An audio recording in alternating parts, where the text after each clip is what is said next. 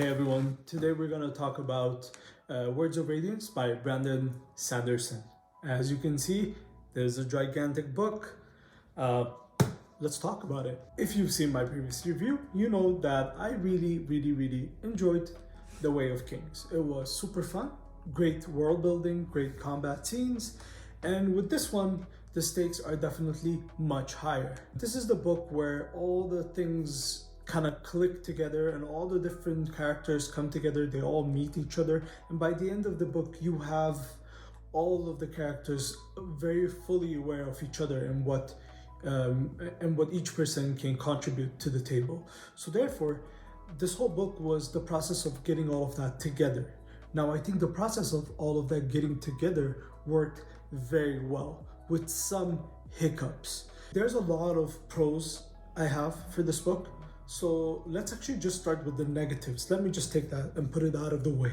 Okay, the interludes are still extremely annoying. They completely take you out of the story.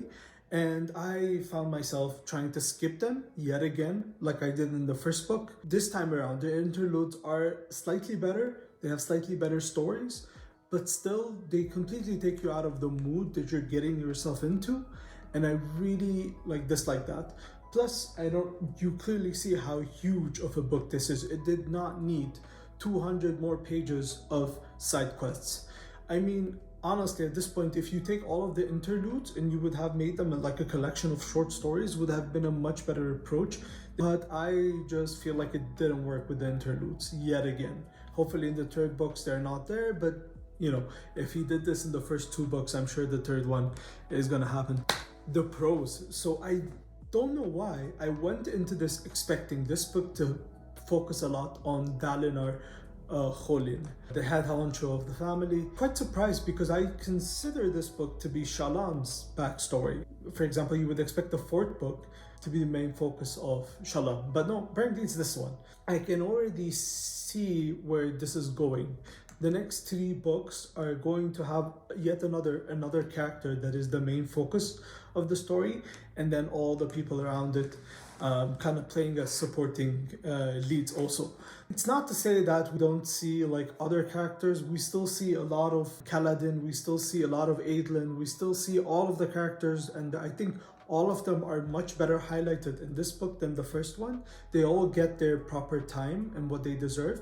It's just that when it comes to like backstories, it's really only Shallan's backstory here. I enjoyed that because I did enjoy Shallan in the first book, but this book, Shallan really shined like she was meant to be. You feel like in the first book there was something like epic destined for her, and then in this book she really shines, she really delivers, and it just proves me right where it's like I think she's an awesome character, and this book definitely makes her better than the first one. First one we didn't see her getting involved in the fights much.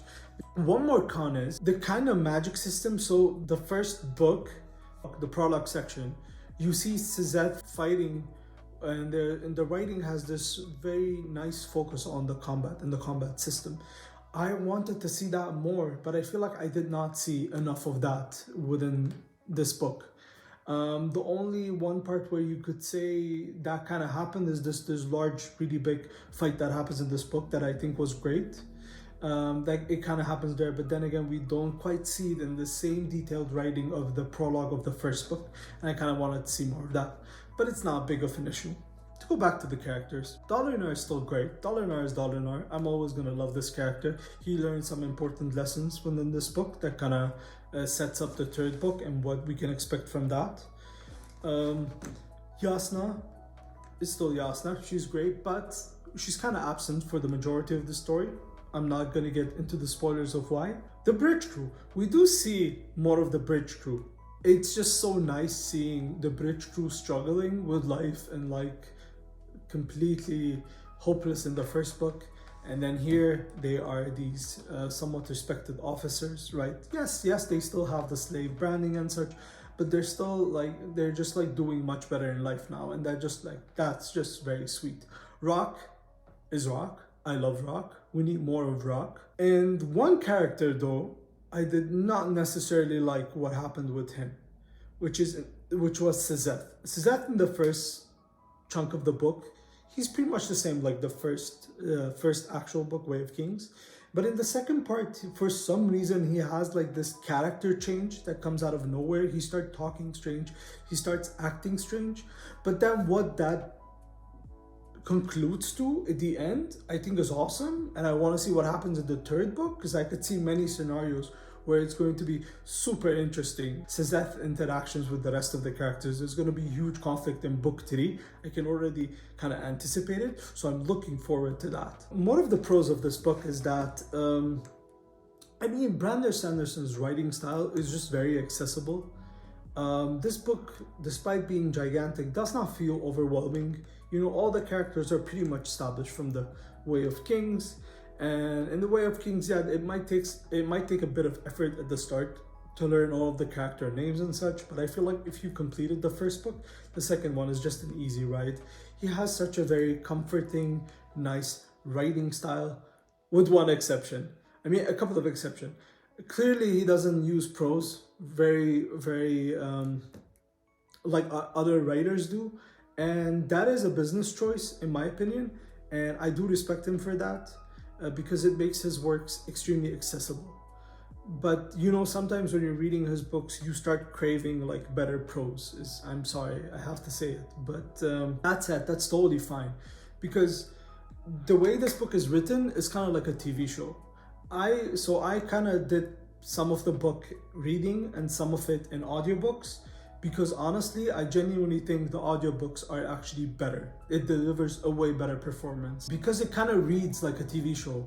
And that's why I think the audiobook worked better for me for this book in specific. Though I am glad I read the first one physically. Yeah, that one thing that really did not work was his humor, which was honestly bordering on being extremely annoying. Like, we have the character named Wit. I love Wit, he's great, but sometimes he just needs to shut up. Like, sometimes his jokes just fall flat. The way he talks is extremely annoying. And for some reason in this book, Brandon felt the need to make the characters kind of like shit on each other, kind of like disrespect each other, curse each other, and call each other names. Now, it could be fun for a while, but eventually, it got really sick. I got really sick of it. I got really frustrated with it. I was like, Brandon, please stop trying to be funny. I'm sorry, you're a great writer, but you're not really funny. Stop it. Get some help. Stop it. Get some help. I feel like that was the only thing that took me out of some sections of the story, combined with the interludes. So without this forced humor plus the interludes, I think this book is easily 5 out of 5. Those things together kind of diminish some of my enjoyment. So I did have to rate it as a 4.5-ish, even though on Goodreads I put a 4, and I'm going to stick with it. The other thing I want to slightly rant about is that this is the highest rated book on Goodreads. And I am having a very hard time understanding why. Because you would expect the first book within the series to be the best one. Why is this the best one? I don't know. Does that mean that the third book is not going to be as great as this? I don't know. I don't know what it means. I don't think I'm going to understand why this book is the best one in the series if I don't complete the whole series. I am aiming to complete the whole series, but I don't know if I'm going to be able to read the entire series. Instead of, like, I might just opt into continuing the series as an audiobook. I haven't quite decided yet. At the end of this year, the final book will be releasing, and you know, this will be a whole year of reading Stormlight Archive, and I think that will be a cool experience for me. So I definitely want to keep it up. And yeah, I think it was great. If you enjoyed the first book, you are absolutely going to love this one, especially if you read this one right after finishing the first book. I feel like that's how this book is meant to be read. And I'm actually looking forward to Oathbringer, the third book in the series. Let's see how that one performs. I just hope he takes out the interludes before I lose my freaking mind. But that's it. Thank you very much for spending your time here with me. I hope you have a good day. Bye.